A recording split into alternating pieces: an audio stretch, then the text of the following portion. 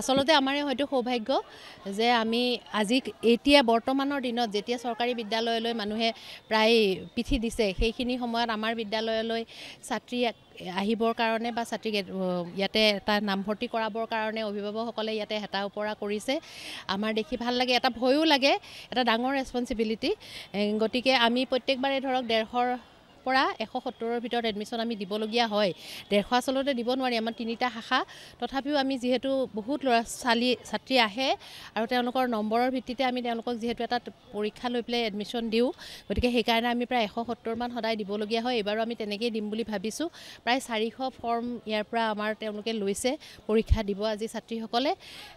ভাবিছোঁ ভাল ছাত্ৰী আহিব।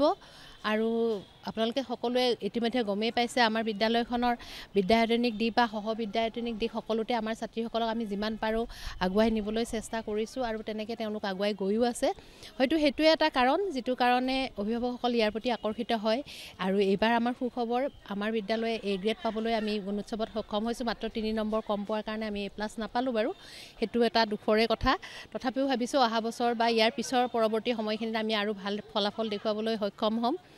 আৰু লগতে আৰু এটা কথাও ক'বলৈ মই আপোনালোকৰ ওচৰত ক'বলৈ পাই সুখী হৈছোঁ যে আমি অন্য ক্লাছততো এডমিশ্যন তেনেকৈ নিদিওঁ, কিন্তু 9ত সাধাৰণতে কেতিয়াবা কি হয় ছিট কেইটামান ৰৈ যায় বা তলৰ ক্লাছত আমি অকণমান টানকৈ মানে ৰখাই দিয়াৰ কাৰণে 15টা ছিট এইবাৰো আমাৰ 9ত আমি দিব পাৰিম বুলি ভাবি পেলাই এপ্লিকেশ্যন লৈছিলোঁ।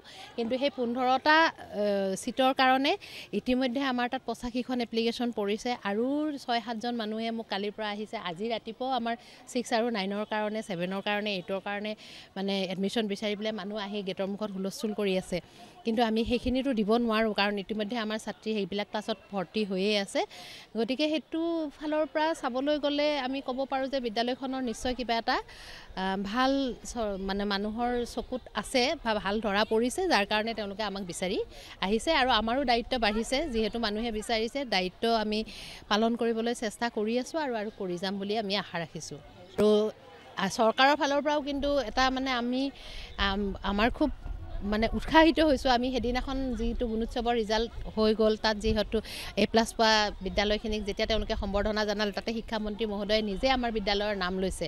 সেইটো আমাৰ কাৰণে বৰ সৌভাগ্যৰ কথা। তেখেতে যে আমাৰ স্কুলখনত দৃষ্টি ৰাখিছে বা আমিও আৰু এটা আমাৰ সুখবৰ আছে, শিক্ষামন্ত্ৰী আমাৰ মহোদয় আৰু শ্ৰদ্ধাৰ আমাৰ মুখ্যমন্ত্ৰী মহোদয়ৰ উদ্যোগত আমাৰ বিদ্যালয়ক এটা তেওঁলোকে অনুদান আগবঢ়াইছে 7 কোটি টকাৰ, যিটোৰ পৰা আমাৰ গোটেই বিল্ডিঙৰ নতুনকৈ আমাৰ নিৰ্মাণ হ'ব। সেইকাৰণে আমি চৰকাৰকো ধন্যবাদ জনাইছোঁ। তেওঁলোকে আমাৰ বিদ্যালয়খনলৈ চকু ৰাখিছে বা আমাৰ বিদ্যালয়খনৰ উন্নতিৰ কাৰণে চেষ্টা কৰিছে।